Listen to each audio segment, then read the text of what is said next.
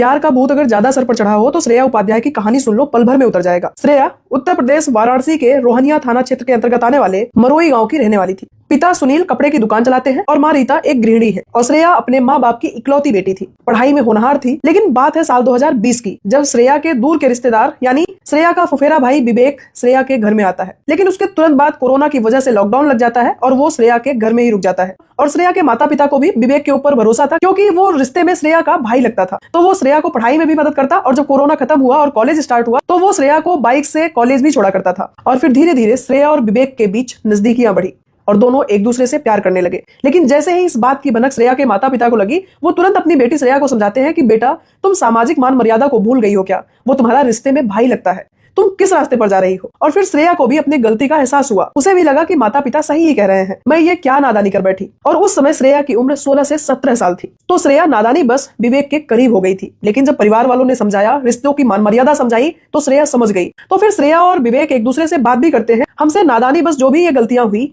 इसे हम भूलकर अपनी जिंदगी में आगे बढ़ जाएंगे। और इधर जो विवेक था, उसकी भी एक ग्रामीण बैंक में जॉब लग जाती है और वो श्रेया के घर से लगभग 15 किलोमीटर दूर एक रूम किराए पर लेकर रहने लगता है। साल 2026 श्रेया एमएससी फर्स्ट ईयर में एडमिशन लेती है और श्रेया के माता पिता अपनी बेटी श्रेया के लिए एक अच्छा घर बार देखकर उसकी शादी तय कर देते हैं। 22 नवंबर 2026 को श्रेया के तिलक की डेट रखी गई थी और फरवरी 2027 में श्रेया की शादी की डेट फिक्स हुई थी। लेकिन जैसे ही ये बात विवेक को पता चलती है, विवेक श्रेया के मोबाइल पर एक मैसेज करता है कि अगर तुम्हारी शादी मुझसे नहीं हुई तो मैं तुम्हारी शादी किसी और से नहीं होने दूंगा। तो श्रेया को भी लगा कि शायद विवेक ये सब चीजें सनक बस कर रहा है, तो श्रेया ये सब चीजें इग्नोर कर देती है। लेकिन तारीख थी 18 अगस्त 2026, जब श्रेया सुबह के 8 बजे के आसपास अपने घर से कॉलेज के लिए निकलती है। लेकिन उसके बाद से न वापस वो अपने घर लौटती है और ना ही उसका फोन लगता है। तो परिवार वाले परेशान होकर पुलिस स्टेशन जाकर अपनी बेटी के लापता होने की रिपोर्ट दर्ज करवाते हैं।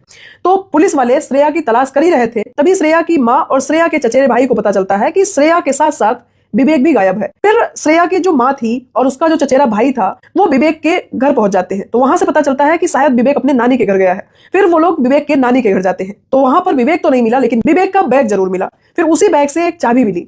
वो चाबी थी विवेक के उस रूम की जो श्रेया के घर से उसने 15 किलोमीटर दूर पर ले रखा था। फिर श्रेया की माँ वो चाबी लेकर विवेक के रूम पर पहुंचती है और ताला खोलते ही उस रूम से इतनी तेज बदबू आती है कि एक झटके में वो सब लोग बाहर निकल आते हैं। लेकिन किसी तरह से जब वो नाक पर रुमाल रखकर लोग उस रूम में जाते हैं और उस रूम के बाथरूम को जैसे ही खोलते हैं, श्रेया की मां की चीखें निकल जाती है, क्योंकि उस रूम के बाथरूम में श्रेया की सड़ी गली लाश पड़ी थी। श्रेया के परिवार वाले बिना देरी के 112 नंबर पर फोन करते हैं और मौके पर पुलिस आती है और फिर श्रेया की बची हुई सड़ी गली डेड बॉडी को पोस्टमार्टम के लिए भेजा जाता है। लेकिन अभी तक ना तो विवेक का पता चला और ना ही इस बात का पता चल पाया कि विवेक के पास श्रेया आई कैसे और उसने श्रेया के साथ ऐसा किया क्यों। वैसे अगर हमारे घर में बहन बेटियां हैं तो हमको किसी पराये आदमी को अपने घर में ठिकाना देने से पहले एक बार श्रेया की ये कहानी जरूर सुननी चाहिए। बाकी इस पूरी घटना पर आपकी क्या राय है, आप क्या कहना चाहते हैं, प्लीज कमेंट बॉक्स में अपनी राय जरूर रखिएगा। Thank you.